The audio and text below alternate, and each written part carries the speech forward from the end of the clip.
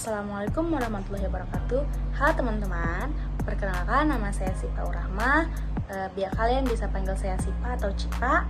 Saya dari Prodi Manajemen Bisnis Syariah semester 1. Nah, di kesempatan kali ini saya akan membuat video presentasi Bahasa Indonesia yang berjudul Pengertian dan Syarat-syarat Kalimat Efektif.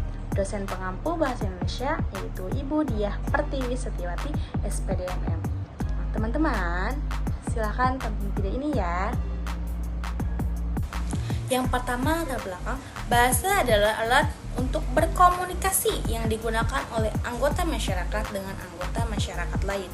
Bahasa yang digunakan itu hendaklah dapat mendukung maksud secara jelas agar apa yang dipikirkan, diinginkan, dan dirasakan itu dapat diterima oleh pendengar atau pembaca. Dalam bahasa, terdapat ide, gagasan pikiran, dan perasaan yang mewakili diri seseorang. Setiap gagasan pikiran ini atau konsep yang dimiliki seseorang pada praktiknya harus dituangkan ke dalam bentuk kalimat. Nah, teman-teman, kita akan mengetahui rumusan masalah apa aja sih yang bakal kita bahas dalam presentasi kali ini. Yuk simak. Yang pertama, apa yang dimaksud dengan kalimat efektif? Yang kedua, apa syarat-syarat kalimat efektif? Yang ketiga, apa ciri-ciri kalimat efektif? Dan yang keempat, apa yang dimaksud struktur kalimat efektif? Nah, setelah mengetahui rumusan masalahnya, kita akan mengetahui tujuan penulisannya. Yang pertama, kita dapat memahami nih, apa sih kalimat efektif itu?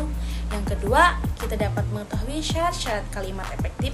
Yang ketiga, kita dapat mengetahui apa saja ciri-ciri yang ada dalam kalimat efektif.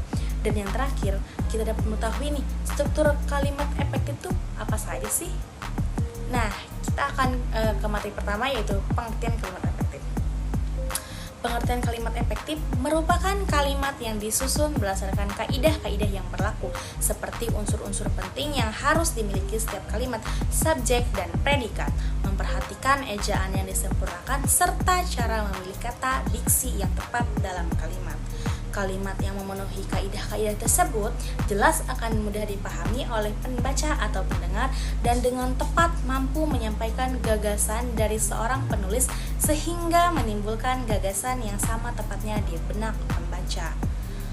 Kita sudah mengetahui pengertian kalimat efektif, sekarang kita akan mengetahui syarat-syarat kalimat efektif. Nah, yang pertama ada kelogisan, ialah bahwa ide kalimat itu dapat dengan mudah dipahami dan penulisannya sesuai dengan ejaan yang berlaku. Hubungan unsur-unsur dalam kalimat harus memiliki hubungan yang logis atau masuk akal.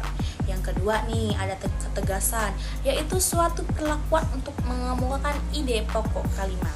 Yang ketiga ada kehematan, adalah tidak menggunakan bentuk lain yang dianggap tidak perlu tetapi tidak mengurangi makna atau mengubah informasi dan tidak menyalahi kaidah tata bahasa Indonesia. Artinya jika kita membuat kalimat itu harus dengan cara hemat, teman-teman. Yang keempat ada ketepatan, adalah bahwa informasi yang akan disampaikan harus sesuai dengan sasaran. Yang kelima, kecermatan. Kecermatan adalah bahwa penggunaan kata atau kalimat tidak menimbulkan tafsir ganda atau kalimat yang ambigu. Yang keenam, kepaduan adalah informasi yang disampaikan tidak terpecah-pecah. Nah, yang ketujuh, kepaduan kesejajaran adalah penggunaan bentuk-bentuk yang sama dengan kata-kata yang paralel agar kalimat terlihat rapi dan bermakna sama. Yang ke-8 ada kesepadanan.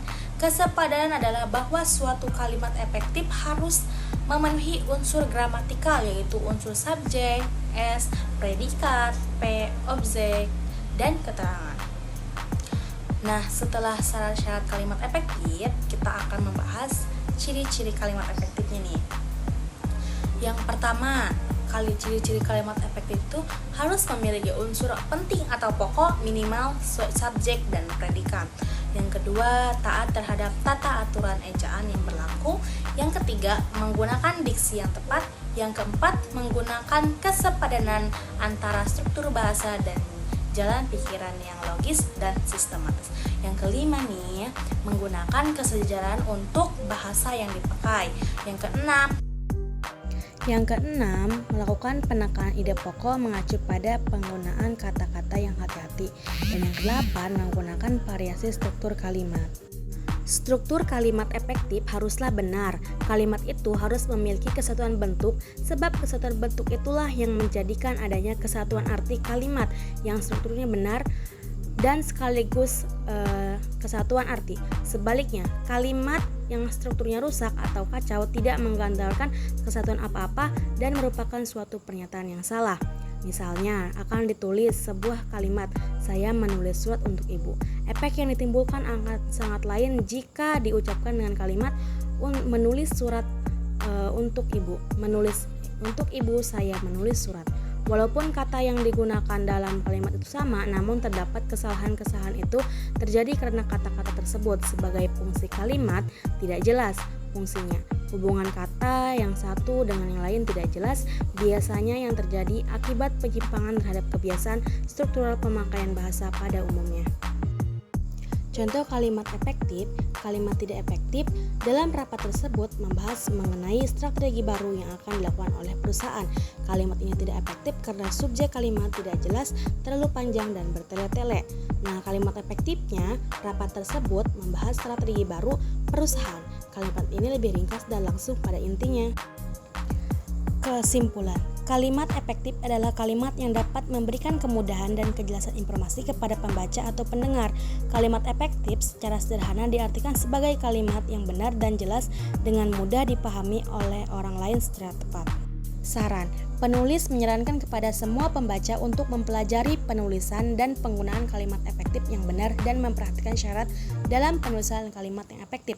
Dengan mempelajari penulisan dan penggunaan kalimat efektif ini diharapkan mahasiswa dan mahasiswi memiliki ketetapan dalam menulis sebuah karya dengan baik dan benar.